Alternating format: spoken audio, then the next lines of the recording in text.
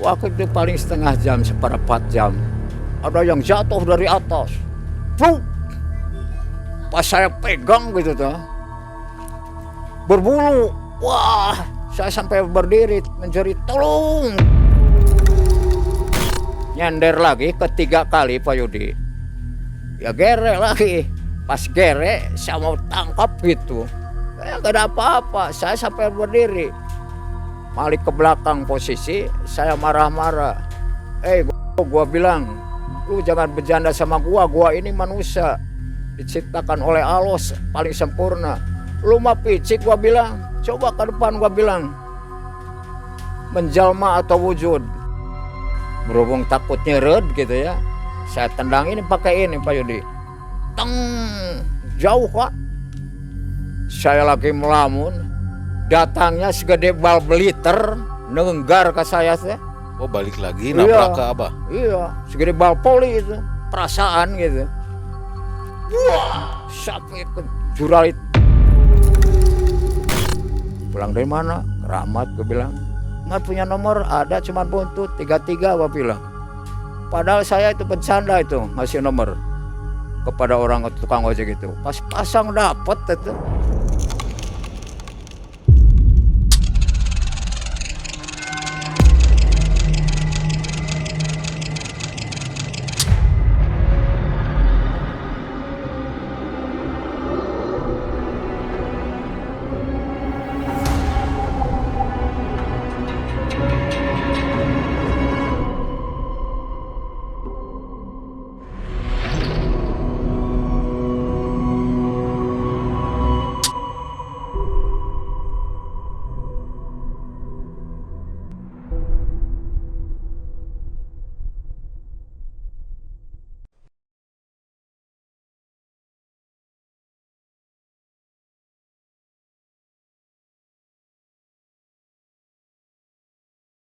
Assalamualaikum warahmatullahi wabarakatuh.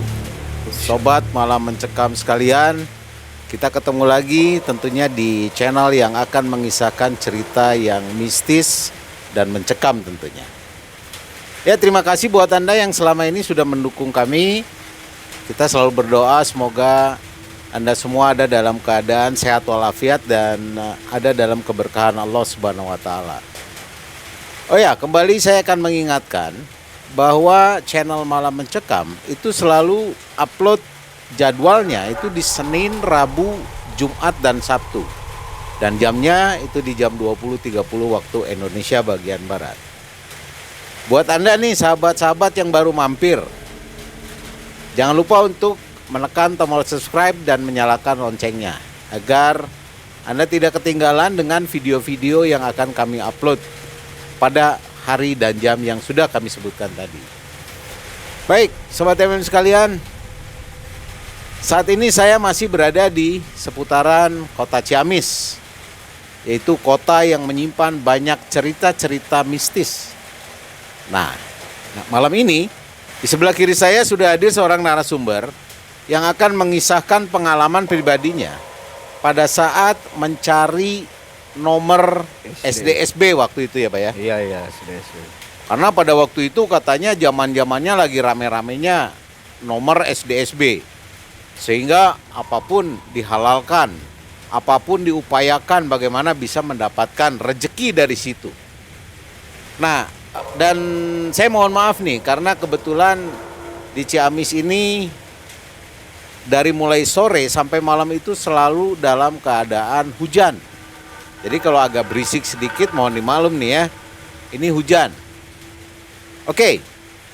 Sebelum cerita, kita akan berkenalan dulu dengan seorang narasumber ini.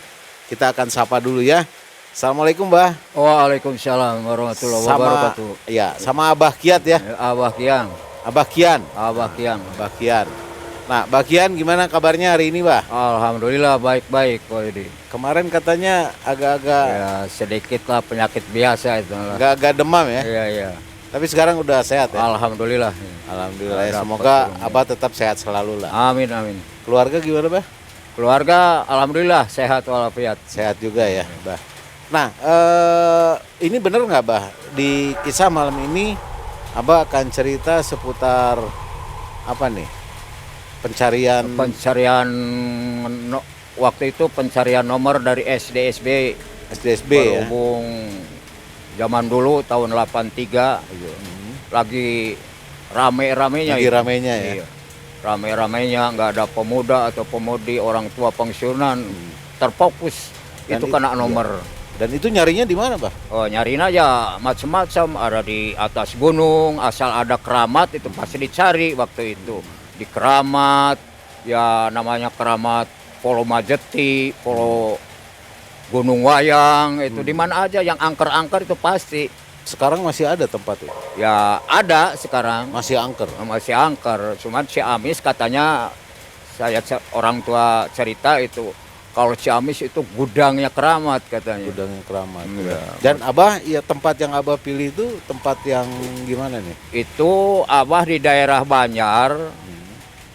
Sebelum Banjar ada namanya Kampung Katapang, belok kiri di sini. Ya, itu agak jauh juga, namanya Keramat Pohat tuh. Pohat. Pohat. Oke. Bah, kita simpan dulu ceritanya, Iya, nanti iya. kita akan lanjutkan. Oke, sobat MM sekalian. Nah, bagaimana keseruan dari cerita Abah Kiang ini? Anda jangan kemana-mana, tetap di channel Malam Mencekam.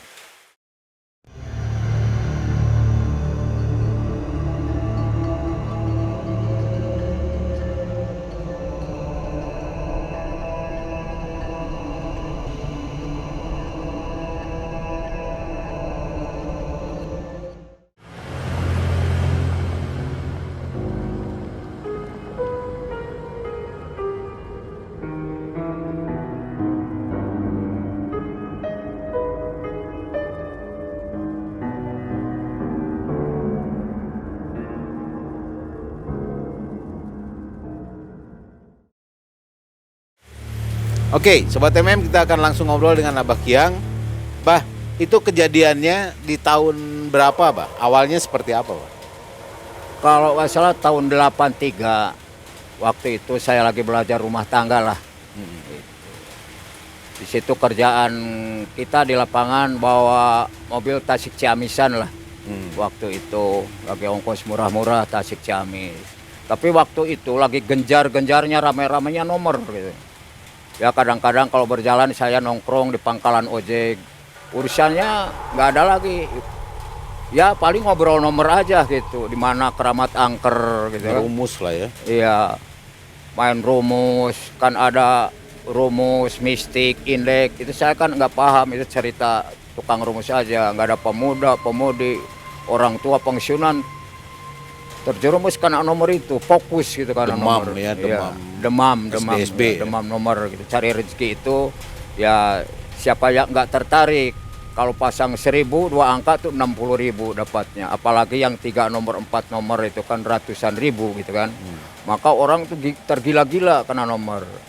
Nah di situ waktu saya lagi nongkrong di pangkalan ojek pre jalan Tasik Ciamisan, kebetulan saya kan suka main di situ, banyak teman-teman. Tuh di kalangan itu ada ketua ojek, teman gitu ya. Karakternya sama dengan saya, kalau ribut suka mengundang gitu. Dianggapnya di lingkungan itu kita ini orang yang paling berani gitu ya. Padahal berani berkelahi lah gitu. Berani berkelahi atau ribut di mana aja, kampung antar kampung, desa antar desa, mungkin diondang saya gitu urusan berkelahi. Nah, ada teman ngobrol-ngobrol itu mengajak dia cari nomor waktu itu kepada saya. Siapa namanya, Pak? Namanya Didi. Didi kepala ojek itu jetak. Jawara juga gitu katanya gitu ya. Sama dengan saya karakternya gitu. Cari nomor. Yang ngajak teman-teman ya nggak pada mau, ini nggak mau nunjukin saya gitu. Saya kan udah akrab sama si Didi, masa diajak nggak mau. Kata saya, kemana di ke daerah Banjar, Katapang lah. Di situ ada keramat di Kampung Pohat. Keramatnya Aheng. Itu urusan keramat saya kan awam waktu itu. Gitu belum tahu gitu. Ya. Ya kalau urusan berantem gitu saya lah senang waktu itu. Tuh mantap, di mana ada jeger saya kalau ngeledek saya tang duel aja gitu waktu itu. Urusan keramat tuh waduh. Berhubung teman akrab gitu ya. dia suka ngasih minum, ngasih rokok gitu, makan kadang-kadang, masa dia minta diantar nggak mau.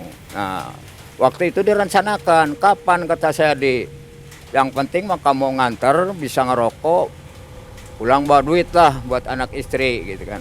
Waktu itu saya punya anak atu gitu kan, masih bayi gitu. Iya. Direncanakan, ntarlah jam 3 katanya. Perjalanan jauh nggak ya paling di sini dari Jetak ke itu teh 2 jam lah. Sehabisnya jam 3 saya datang ke rumahnya. Jam 3 sore. Ya jam 3 sore sudahnya asar lah. Datang ke rumahnya, minta izin sama istri, si Didi itu, saya berangkat naik motor. Kalau naik ojek kan puluhan kata itu mahal, dari Katapang juga ke Pohat tuh jauh kan. Waktu itu ongkos 25.000, bawa motor sendiri dia. Itu saya dibonceng, langsung berangkat meluncur menuju ke daerah Pohat. Ternyata datang ke sana itu jam 5 lebih lah, hampir setengah 6. Melalui masuk Punsennya kebetulan ada, dia masuk, ngobrol dengan Punsen. Kalau kita mah dengerin aja, kita mah nggak punya niat apa-apa. Cuman nganter. Cuman ya? nganter gitu. Nggak punya niat minta nomor, minta apa, siapa nganter gitu. Soal itu teman saya ngobrol sama Punsen, ngaler ngidul, selesai. Pas habis maghrib, waktu itu saya masih jauh sembahyang, cuek aja gitu ya. Itu langsung sesudahnya maghrib ya sekitar jam 7 lah, habis ngopi ngobrol ke sono kemari ya dianterin gitu. Bawa syarat apa katanya, saya bawa ini madat katanya, menyan Cirebon gitu kan. Bilang oh iya bawa tapas Punsen. Di situ saya berangkat. Saya waktu itu ditanya mau berangkat, kamu mau ikut masuk enggak? Ya ikut, cuman nganter kan, kasihan gue bilang. Itu target, bayar katanya 10.000. Saya bawa 10.000 kan nggak ada lagi. Gitu. Bayar saya. Jadi mah udah tahu barangkali sering ke sana. Gitu. Udah bayar, ya bayar. Put, anterin jalan kaki. Ya dari rumah Punsen itu ke Karamat itu agak jauh Pak Yudi. Jalan tuh. Nggak pakai motor ya? Enggak, pakai galang, jalan setapak. Soalnya di sini ladang, belakang depan itu ladang. Sawah yang baru panen. Waktu itu kan waktu kemarau lah. Ya. Udah lama nggak hujan-hujan gitu, kering gitu kan. Ya sudah sampai ke Keramat, si Punsen duluan gitu ya. Dia bilang, Sampurasun, sambil baca mantra-mantra. Masuk. Saya kaget, wah serem amat gue bilang nih. Tempatnya. Itu jam berapa Abah masuk ke situ? Jam 7 baru diantarkan ya. Baru diantar. Ya, jam 7. Sesudah masuk ke tengah, di sana ada keramat. Ditingkar oleh pepohonan yang gede-gede gitu kan. Pinggirnya pohon-pohon bambu itu. Wah serem pokoknya gitu kan. Ya. Suara itu teman saya yang punya niat si Didi ya diantar sama Punsen. Nah ini di sini ada 3 keramat Pak Yudi, katanya Punsen itu. Ini mah jangkung urusan nomor katanya gitu. Di sana mah botak katanya. Itu urusannya itu dulu itu jawara katanya. Kalau pengen pinter berantem ke sana katanya gitu. Tapak gitu kan. Nah yang ini mah uta gitu. Mahuta itu ya macam-macam katanya, pengen kaya itu ini katanya, tapak di situ gitu. Saya dengar aja gitu ya. Pokoknya waktu itu saya nggak punya niat apa-apa, nganter aja lah. Dan sudah itu Punsen baru tawasul. Ya tawasul, tahu apa yang dibaca, ya barangkali nitipkan gitu. 2 orang ini tamu gitu kan. Iya. Sudah tawasul, beres tawasul, nawarin sama teman saya, ya teruskan, saya udah tawasul ke Punsen, kamu aja mau apa mintanya gitu. Ternyata kan minta nomor saya gitu. Ya terserah katanya. Punsen pulang, nah dia tawasul. Waktu tawasul teman saya ngedekatin gitu kan di belakang itu, belum kepisah gitu.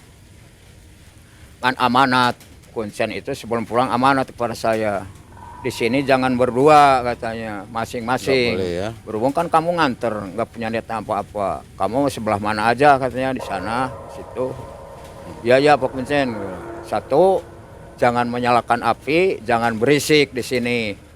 Ini larangan dari Kuncen gitu. Jangan menyalakan api dan jangan berisik. Iya, jangan berisik gitu. Berteriak apa gitu kan. Ya, tinggalkan. Ya, saya doain kata Kuncen itu. Saya doain biar hasil, biar selamat. Ntar ya sekali-kali saya lihat kan ya tengah malam gitu. Dilihat di rumah juga.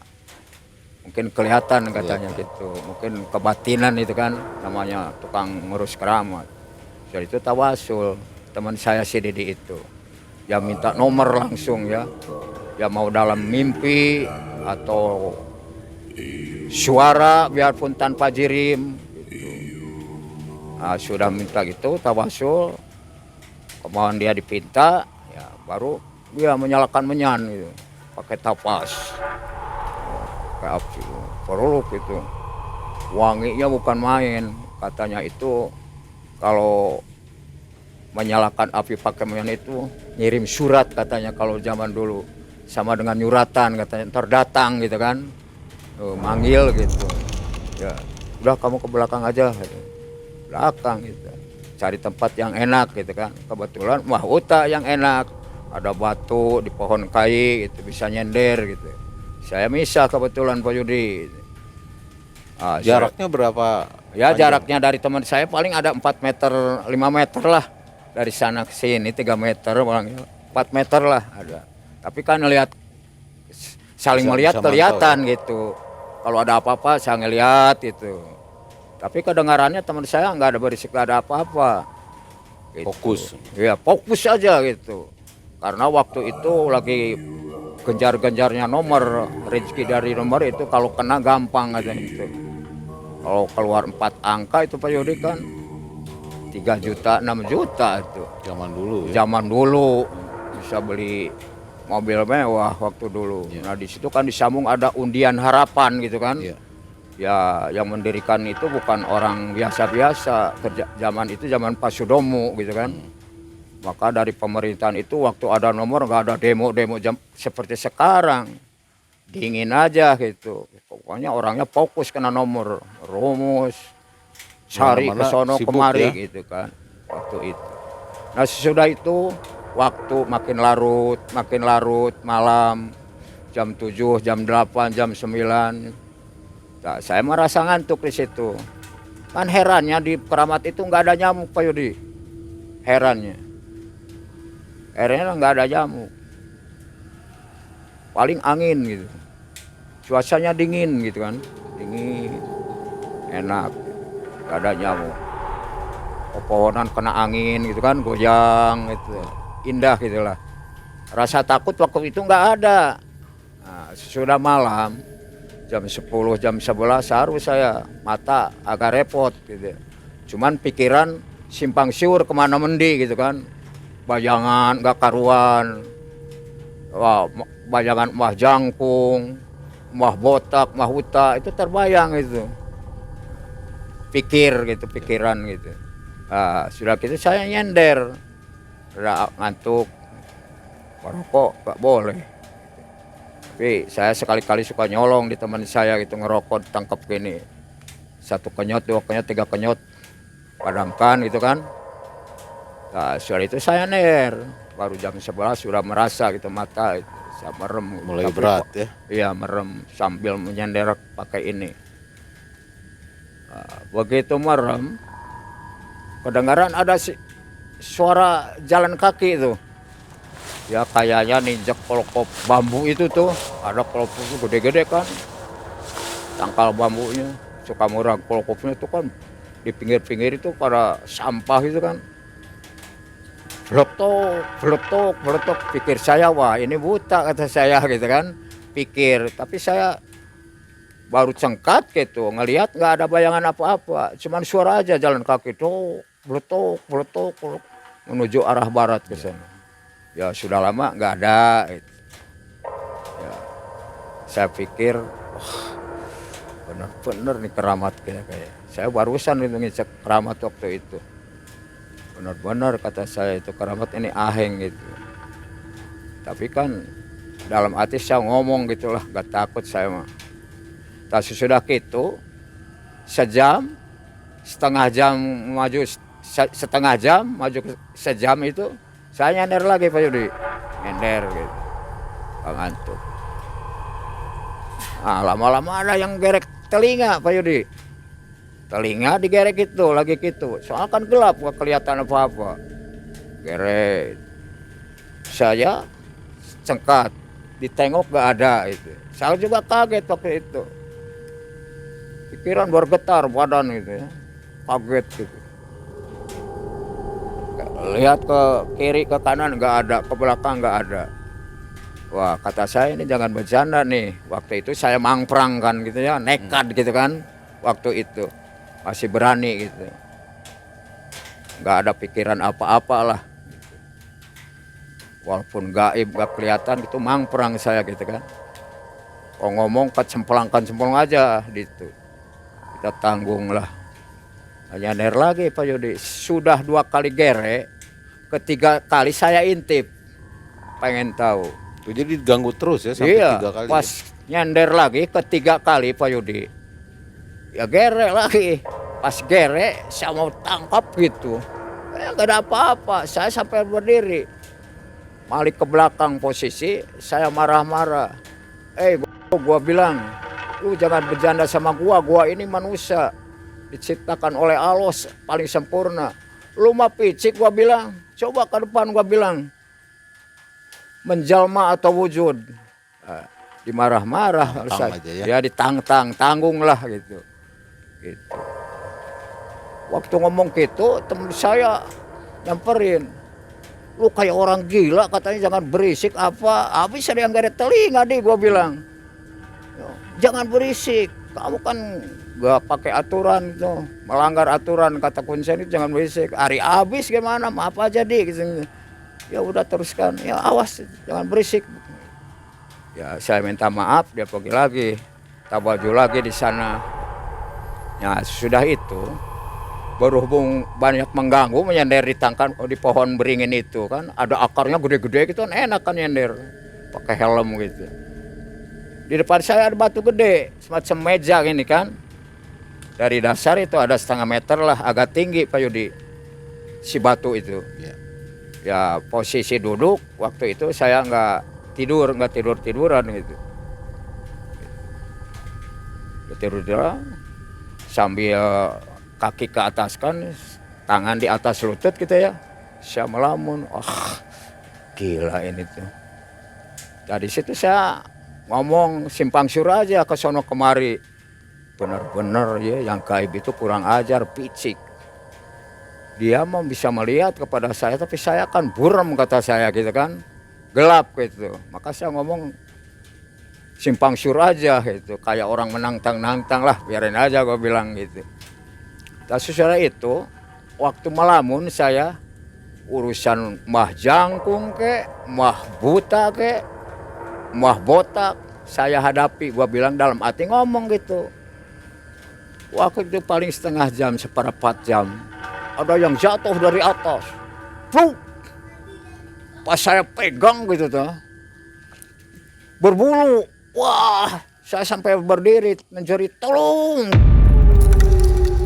Gitu kan, loncat teman saya si Didi, ada apa lu katanya, marah coba lihat, pas bawa baterai kecil dia, dulu kan ada baterai kecil lah, triple pen di senter, mana katanya lu berisik terus, saya lagi tawajuhnya katanya, wah ini bisa gagal katanya gitu, marah-marah, cari di bawah katanya bersih tuh, ya. Nggak ada Pak Yudi. Di situ nggak ada benda yang jatuh itu, nggak ada. Saya merasa heran dari situ. Saya percayalah adanya goib itu, waktu itu saya percaya yakin. Wah, saya percaya kalau begini. Setelah itu malam makin larut, mungkin itu cuaca makin dingin, ya pasti jam 3-an lah, 2:30 itu merasa angin gitu, dingin gitu. Saya duduk lagi Pak Yudi, nggak tidur-tiduran, duduk lagi. dilipat gitu kaki biasa. Seperti orang wiridan melamun aja gitu. Wah benar. Berarti goib itu ada. Ternyata saya ditakut-takut terus. Untung saya. Tapi kalau orang baru-baru wah pantas bisa lompat lari juga dari keluar kalangan itu. Golongan 10 menit 15 menit tuh ada binatang itu. Dari dasar naik ke batu ini. Tapi kayak kunang-kunang gitu, agak nyala gitu. Oh, kica-kica ya? Iya, cika-cika ada nyala itu. Tapi agak gede, seperti lege itu. Lege jeruk. Berhubung takut nyeret gitu ya. Saya tendang ini pakai ini Pak Yudi. Teng, jauh Pak. Saya lagi melamun. Datangnya segede bal beliter, nenggar ke saya teh. Oh, balik lagi nabrak ke Abah? Iya, segede bal poli itu. Perasaan gitu.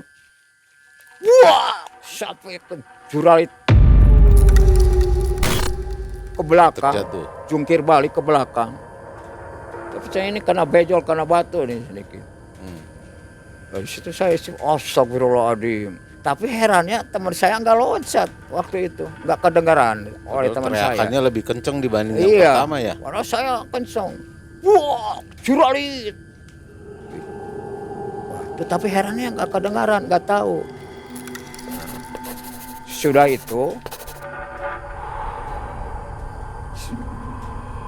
nggak lama kedengaran suara adzan gitu kan. Hawar-hawar di kejauhan, memang itu keliling itu kampung semua jauh dari keramat. Gitu. Jadi suara adzan itu hawar-hawar gitu. Oh, udah adzan nih, udah dekat ke subuh gitu kan. Ya lama-lama subuh, adzan, siang.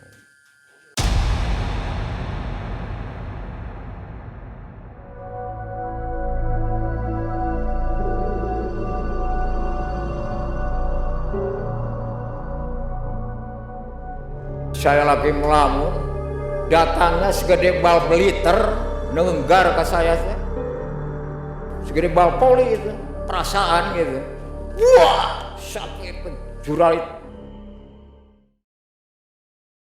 Teman saya cengkat, pulang yuk gitu. Nanti dulu saya pengen situasi ini gitu. Pengen situasi tempat ini kata saya. Ntar aja jam 6 lah. Nggak ada kerjaan ini di kampung. Oke, bagaimana hasil udah gitu. Ya, alhamdulillah gitu. Hasil gitu. Alhamdulillah udah ada yang ngasih gitu.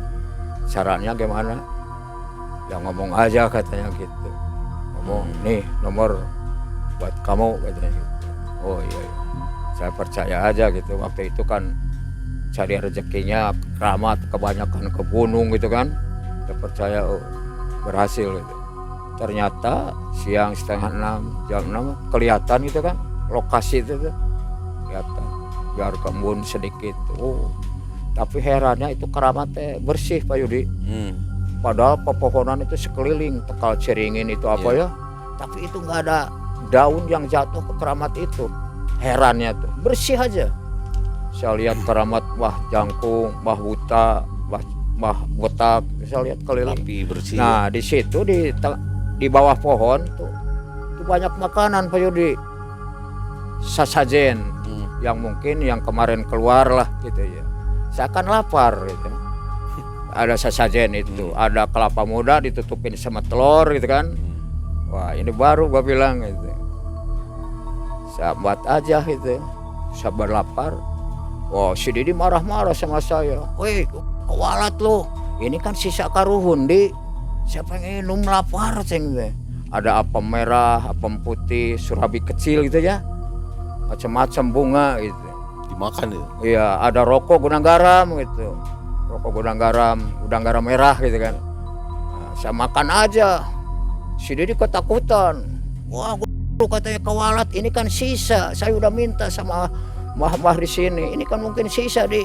Kasihan ini makanan. Waktu itulah saya percaya nggak percaya gitu kan. Tapi percayanya ya banyak yang ngeganggu gitu ya. Kalau nggak percaya kan nggak kelihatan. Lah diembat aja. Telurnya turunkan, saya minum kalpa muda. Enak manis Pak Yudi. Gitu. Manis minum. Makan surabi. Rokoknya saya embat aja di rokok. Dia buru-buru pulang supaya marah-marah. Lu kawalat katanya, ya biarin aja kawalat kita deh. Habis lapar ceng. Kenapa nggak bawa makanan kamu? Nggak boleh katanya itu. Ya udah aja yang ada itu. Saya udah minta izin kok sama emak. Wah botak emang jangkung gitu. Dia marah, ayo pulang. Gitu. Ya pulang baru sambil ngerokok. Datang ke kuncen. Tapi makanan habis waktu yang dimakan. Ya itu. enggak, ya ada sisa lah gitu. Surabi itu yang agak kotor, yang putihnya gitu. Ya yang merah-merah, yang manis ya apem gitu ada 2 biji. Pisang raja, cau raja tuh. Kalau gitu. Lah bawa aja kantongin gitu. Itu datang ke kuncen. Saya nggak berani masuk ke kuncen. Saya kan tadinya nggak punya niat cari apa-apa, nganter. Dia aja yang masuk. Saya dengerin aja di luar gitu. Rumahnya kan rumah ada papaliun gitu kan, zaman dulu mah. Saya dengerin aja, gimana hasil? Alhamdulillah Pak Kuncen gitu. Kelihatannya ngasih duit gitu ya si Didi sama Kuncen lah, pakai amplop gitu. Saya tengok aja di kaca gitu kan kelihatan jelas ngobrol. Ya suruh ngobrol lama ngobrol. Dia mandi. Mau mandi Pak Kuncen, memang udah biasa barangkali dia mah. Bukan 1 kali itu. Udah 1 kali 2 kali gitu kan, 3 kali barangkali. Mandi, si Didi saya masuk. Gimana kamu katanya? Orangnya gereng. Umurnya 70-an lah, tapi gereng gitu, namanya Kuncen kan. Saya kan cuma nganter, gak minta apa-apa, gua bilang. Si Didi nggak bilang-bilang saya makan sesaji itu mungkin gitu ya. Malu nggak bilang. Ya terusan, kamu nggak minta apa-apa? Enggak, saya mah cuma nganter, ceng. Takut ada apa-apa lah, mungkin saya ceng, penolong itu. Dari situ si Didi mandi, agak lama kan mandi. Saya colek si Kuncen, Cen, mana duit 10.000 yang tadi? Kenapa lu pinta? Nih, ini bukan Kuncen sembarangan katanya. Ini udah ada izin dari jaksa, dari kejaksaan, dari Pemda. Lihat nih, foto ini anak saya katanya polisi. Ini dari Koramil Ciamis gitu. Ah biarin aja, bapak saya juga tentara lah. Mana lah duit 10.000 nggak ada lagi buat beli beras, gua bilang gitu. Wah dibuang, diambil, dilempar. Nih katanya. Saya ambil pulang, keluar, nongkrong lagi di luar. Si Didi beres mandi, menghadapi lagi Kuncen. Saya di luar mungkin ngomong Kuncen ke si Didi. Itu orang mana katanya? Wah, anak terminal dulu. Orang Selon biasa teman saya. Emang kenapa Kuncen? Uang 10.000 itu dipinta lagi katanya. Lu jangan sekali-kali lagi bawa gerombolan ke sini Di katanya. Oh, si Didi kan marah gitu, merah gitu. Malu kali ya. Ya lama-lama permisi mau pulang. Nah, keluarin motor. Ya pulang. Saya mah nggak permisi lah. Assalamualaikum gitu berjalan. Naik motor pulang. Di jalan ngomong si Didi sama saya. Mad, kamu itu uang dipinta lagi? Iya. Aduh emang kenapa Di? Oh kamu mah katanya minta uang sama saya. Jangan yang udah dikasihkan. Kesel saya mah gak mimpi apa-apa lah, cuma diganggu doang, gua bilang itu. Wah, goblok, kita biarin, gua bilang itu. Nah, sudah sampai ke kampung, ramai orang itu menjemput kan, namanya orang cari nomor, ramai. Saya pulang dulu ke rumah teman, ke si Didi. Pulang, si Didi ngobrol. Gimana? Nanti katanya saya capek, kata anak-anak itu. Yang mobil nomor saya mah diam aja gitu. Gak ada yang nanya saya ke saya gitu. Si Didi aja yang punya niat kan, si Didi bukan saya gitu kan. Nah soal itu si Didi tanya, ada nomor mah katanya. Kalau nggak salah itu nomornya saya tahu 7314, 4 angka gitu. Itu kasih dari Karuhun katanya, dari Mbah Jangkung gitu. Kata si Didi. Ya rame-rame siangnya pada masang itu, Rebo malam Kemis tuh pada masang gitu. Ada yang 5.000, 10.000 gitu. Nah sesudahnya saya permisi, si Didi udah lama ngobrol, udah ngopi merokok gitu kan. Ramai datang, geromol gitu kan. Namanya zaman dulu kan rezeki nomor itu orang tergiur semua, bapak-bapak pemudi kayak datang di Mekah aja gitu kan, dijemput. Sudah itu ya dikasih tahu lah satu orang, tapi ya ini bilangin kalau ini nomor aslinya gitu ya. Pas saya pulang, saya permisi ke Didi, saya pulang lah ya, ini buat jajan anak, ngasih 10.000.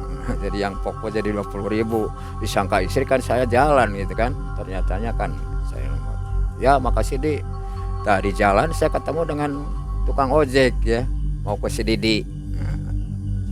Wah alhamdulillah udah datang Mad katanya. Iya hasil, alhamdulillah hasil.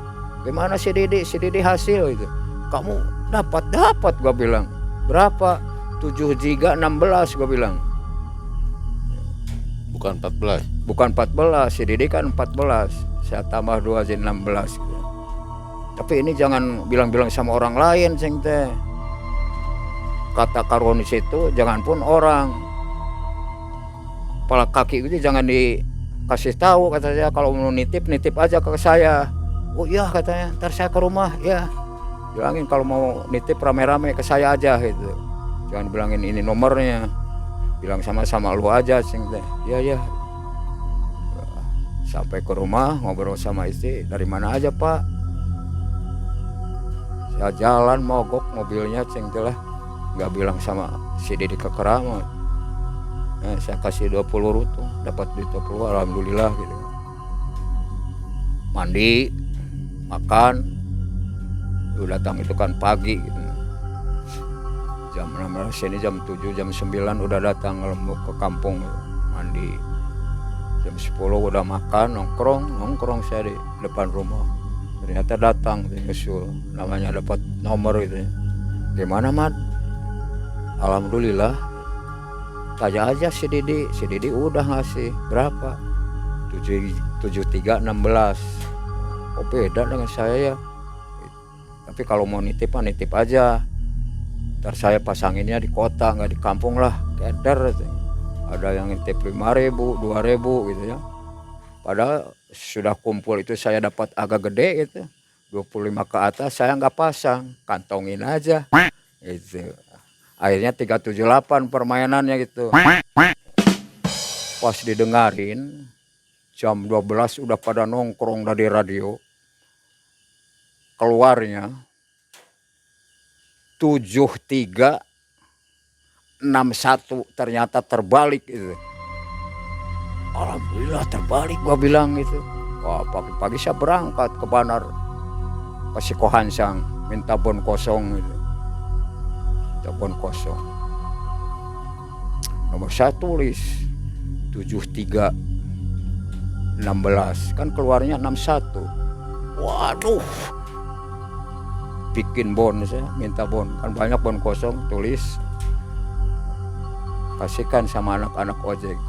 Gimana Mad? Aduh, dibalik saya nggak bolak-balik, lihat aja. Waduh, makanya bilang dong kalau saya bisa dirumus gitu gini, gitu kan.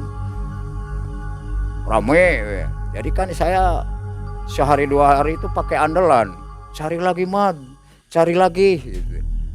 Ya yang ngasih duit saya terima, main aja ke Pasir Adilaya ke sana, main kotorin celana, turun ke ojek, pulang dari mana? Keramat, gue bilang Adilaya, ada nomor, ada aja gitu. Akhirnya pakai penipuan itu gampang itu waktu itu, mangprang saya kan. Jadi saya malas jalan Tasik Ciamesan itu, gitu aja gitu. Ya kadang-kadang gitu, saya membohong. Mas punya nomor ada, cuman buntut 33 gua bilang. Padahal saya itu bercanda itu ngasih nomor kepada orang tukang ojek itu. Pas pasang dapat itu, lumayan 1.000 perak 60.000 ngasih malah 1.000 gitu. Itu kan kebetulannya. Ya sudah selesai begitu urusan nomor Pak Yudi. Nah malamnya saya tidur jam 10 tidur lah. Di sana kurang tidur itu nyenyak saya kan. Ternyata saya ngimpi Pak Yudi, ngimpi dikeroyok sama anak-anak di rumah sampai saya kata istri saya, minta tolong gitu kan, dikeroyok orang kecil-kecil, orangnya hitam, mukanya sama. Saya sampai menjerit gitu, minta tolong. Bawa bambu panunggul gitu ya.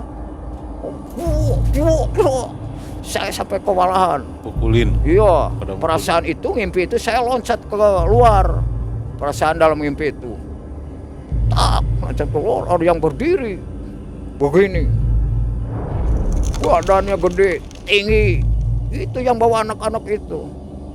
Nah, untungnya begitu saya menjerit minta tolong itu, mungkin minta tolong beneran gitu waktu itu, istri saya bangun. Pak, bangun. Istighfar coba katanya. Doa kalau mau tidur, makanya lu katanya. Sehari semalam gak ada katanya. Saya kok bangun. Astagfirullahaladzim, mimpi dikeroyok. Allahu Akbar, anak kecil, tapi mukanya sama hitam gitu. Baropang gebuk, bambu, wah, menyerang secara tiba-tiba. Keroyok aja. Iya dikeroyok. Saya kan capek, loncat keluar. Di luar ada. Mungkin itu yang punya sesajen gitu. Yang punya sesaji itu. Mungkin. Oh, jangan pun kerja Pak Yudi. Tidur juga capek kalau gitu caranya. Apalagi kerja. Tidur juga capek kalau caranya gitu. Waktu itu kan mamperang saya kan. Mamperang. Gak pakai aturan Allah lah waktu itu. Ya masanya masa gitu sih. Nekat ya. Masa nomor nekat gitu kan. Tahu halal atau haram embat waktu itu kan. Gak tahu lah. Penting duit gitu kan. Dan sesudah itu saya siangnya pagi main ke si Didi. Gimana di? Aduh gagal katanya. 61 katanya. Untung saya ngasih 316 ke anak-anak. Jadi percaya kan di saya. Cuma jauh kan. 14, 73, 14. Bedanya 2. Gimana? Gagal loh. Bawa karhun teh. Jadi marah-marah kepada karhun kata si Didi. Oh gitu. Saya bare kasih duit sama polisi. Coba kasih saya. Jadi pahala deh. Nah, itu saya bercerita tentang mimpi itu. Waduh Di, saya ngimpi apaan loh?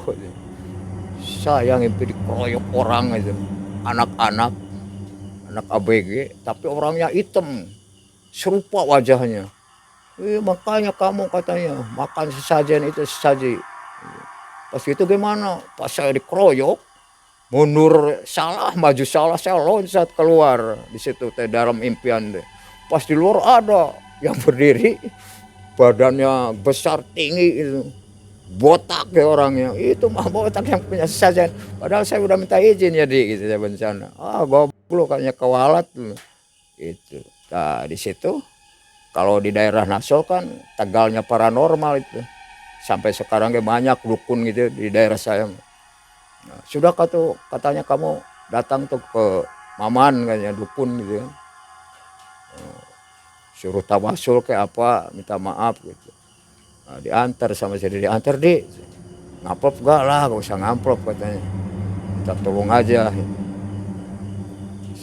Datang saya ke paranormal itu. Sekarang masih ada paranormalnya, tapi sekarang udah naik haji gitu kan. Pak Haji Maman. Itu. Jadi nggak paranormal lagi. Iya, banyak di Naso, Tegalnya paranormal. Daerah Naso. Paranormal yang aneh-aneh itu banyak. Dan waktu itu kan saya percayalah paranormal gitu kan. Percaya bukan kepada Allah, waktu itu kan jahiliyah saya gitu kan. Datang ke paman. Ada apa Margiang? Gitu. Ini paman saya mau cerita, dari beti ceritakan. Dari mula berangkat ke Keramat, urusan nomor ngantar si Didi, padahal saya nggak punya niat apa-apa, nggak minta nomor nggak apa. Oh. Ya biasa pakai ilmu dia kali ya, kebatinan kali ya, mungkin kebatinan adalah hari paranormal, inti nama punya barangkali. Wah ini kamu katanya radikal, datang ke itu nggak sopan, ya pantas katanya kamu diserang sama anak-anak goib itu katanya. Kamu berlaku apa di itu? Ya berlaku nangtang lah, makan sesaji, habis lapar, wah itu dia katanya. Ya ntar saya mau kontak batin ke sana katanya. Baca-baca, bawa air, ya udah ini air minum, saya minum, diusap ke muka itu dari sampo. Nah, di situ saya pulang tuntas waktu itu Pak Yudi.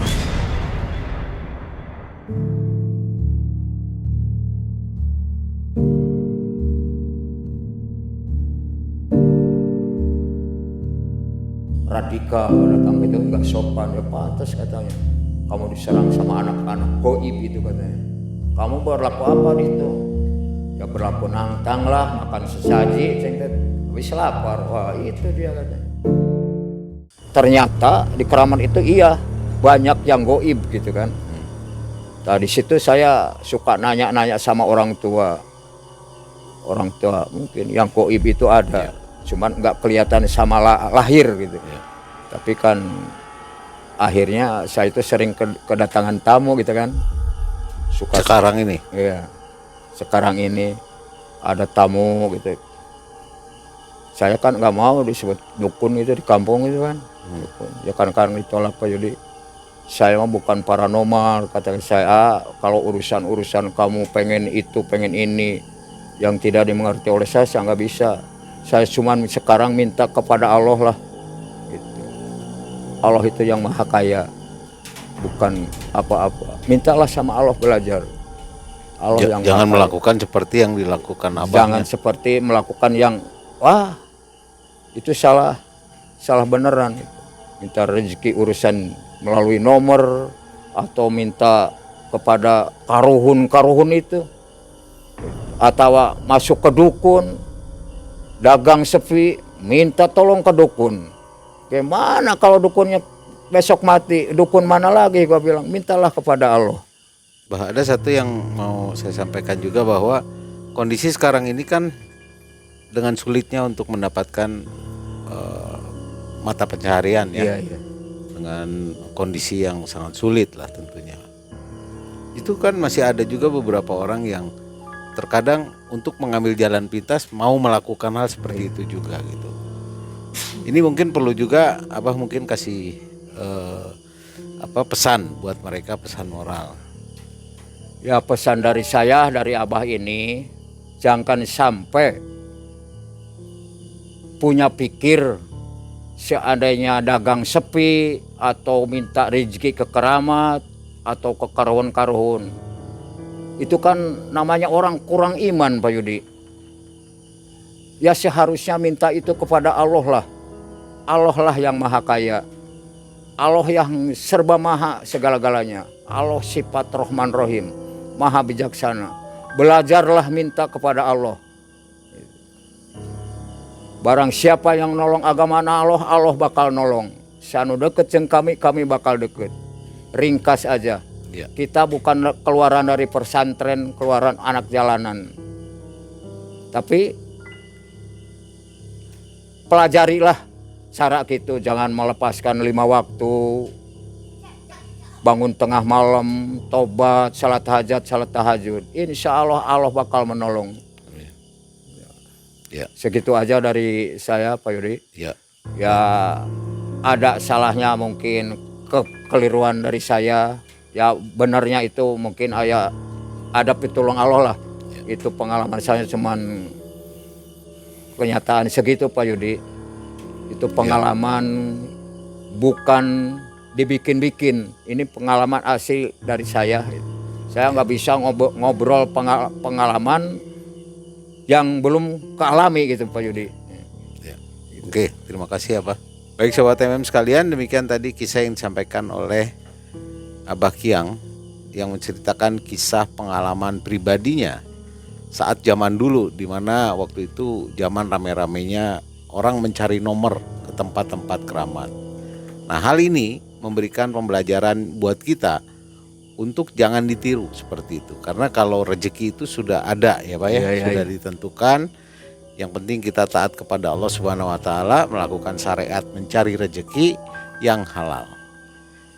Terima kasih, demikian saya Yudi di sini dan tim Malam Mencekam juga Abah Kiang. Kami pamit.